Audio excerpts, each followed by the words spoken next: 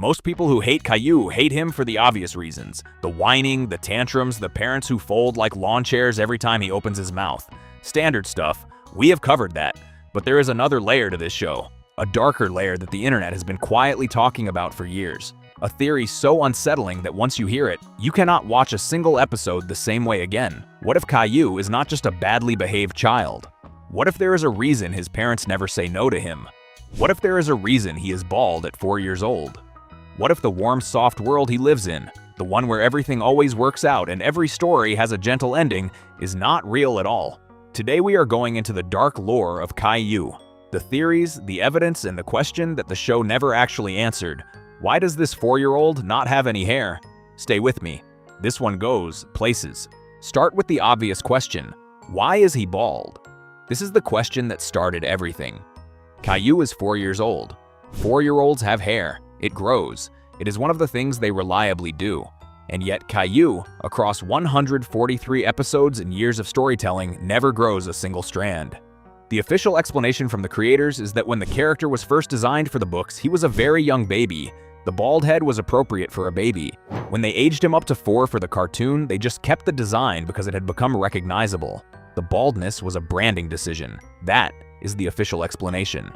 Boring, corporate, and completely unsatisfying. The internet had other ideas. Theory 1. Caillou is seriously ill. The theory that spread furthest and hit hardest is this one.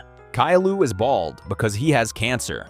Or more specifically, he is undergoing chemotherapy, which is causing the hair loss. He is a sick child. And everything about the show, every choice his parents make, every rule they fail to enforce, every tantrum they absorb without pushback makes complete sense through that lens. Think about it. You are a parent. Your 4-year-old has been diagnosed with something serious. You are terrified. You are grieving. You are doing everything in your power to make his life feel normal and happy and safe. Are you going to have a standoff with him over vegetables? Are you going to let him cry for 20 minutes over a shirt? Or are you going to pick your battles in a way that looks, from the outside, like you have completely lost control of your household? You are going to let the shirt thing go. You are going to let the vegetables thing go. You are going to let him go to the park with Grandpa because he is sick and you do not know how many good days he has left, and you are not going to spend one of them fighting about broccoli. Suddenly the parents are not incompetent. They are heartbroken. And every episode of this show, every soft ending, every gentle resolution, every moment where Caillou gets exactly what he wants is a parent trying desperately to give their sick child a happy life. That reframe hits very differently. I am not going to pretend it does not. The evidence inside the show, here is where it gets genuinely interesting because there are specific things inside the show that seem to support this reading. There is an episode called Caillou Visits the Doctor. There is an episode called Caillou Gets Sick. These are not unusual for a kids show. Plenty of cartoons do episodes about illness and doctor visits. But pair them with the baldness and the over-permissive parenting and the pattern starts to feel like something. There is also the broader atmosphere of the show to consider. Everything in Caillou's world is soft and resolved. Nothing is ever really hard. Every conflict ends gently. Every episode closes with everyone happy and at peace. It is almost aggressively wholesome in a way that feels less like children's television and more like something designed to give a specific child a specific kind of comfort. There is a grandmother who narrates several episodes, sitting with 2 children and reading them stories about Caillou. She is warm and patient and clearly adores him. The framing device of a grandmother telling stories about a child she loves is either a standard storytelling choice or it is a grandmother telling stories about a grandchild she lost. Depending on how you read it, that framing device is either nothing or it is everything. I am not saying the show is definitely about a terminally ill child. I am saying that once you see it that way, it is very hard to unsee. Theory 2. None of it is real. The second major theory takes things further, much further. The theory goes like this. Caillou is not just sick. Caillou is in a hospital. He is bedridden. He cannot go outside. He cannot play with other kids. He cannot do any of the things that 4-year-olds do. So he imagines them. Every single episode of the show is a fantasy. A sick child lying in a hospital bed creating an entire world inside his head where he can go to the park and visit the circus and play with his sister and have grandparents who tell him stories. The imagination sequences that appear throughout the show take on a completely different weight under this theory. Caillou frequently daydreams, frequently imagines himself as a pilot or an astronaut or an explorer. The show always framed these as normal childhood imagination. But if the entire show is already a fantasy, then the imagination sequences inside the fantasy are a child inside his dream, dreaming of more. The world of the show is perfect in a specific way. There is no real danger. There is no real loss.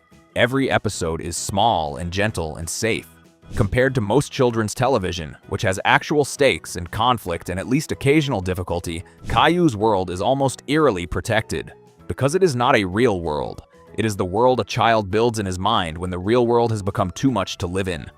Theory 3. The grandmother is the key. There is a version of this theory that focuses specifically on the grandmother. In many episodes, she is present as a narrator, sitting with children and telling them about Caillou as if he is not there, as if he is someone from the past being remembered. The theory is that the grandmother is telling these stories after the fact, after Caillou. She is an old woman who lost her grandson, and she is keeping him alive the only way she can, by telling his story over and over to anyone who will listen. The stories are gentle and warm, and they always end well because that is how grief works sometimes. You remember the good parts. You smooth out the hard parts. You give the story the ending you wish he had gotten. Under this reading, the show is not a badly made children's cartoon. It is an old woman's memorial to a child she loved. Every episode is an act of remembrance. Every soft resolution is a wish. Every moment where Caillou gets to be happy and loved and safe is the version of his life she wanted him to have. I know. It is a lot.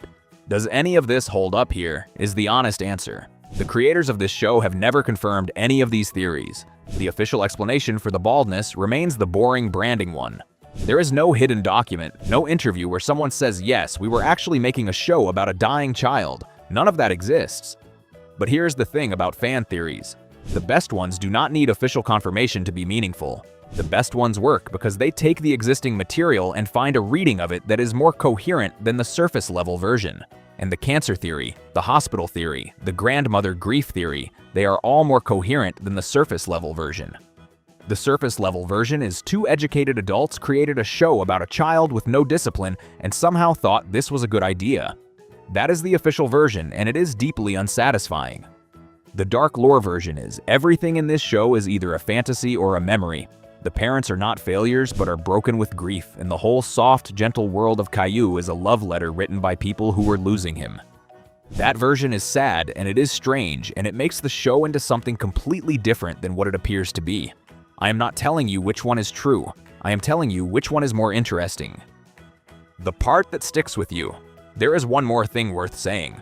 Whether or not any of these theories are true, there is something genuinely poignant about the fact that a show so widely hated has this other life running underneath it.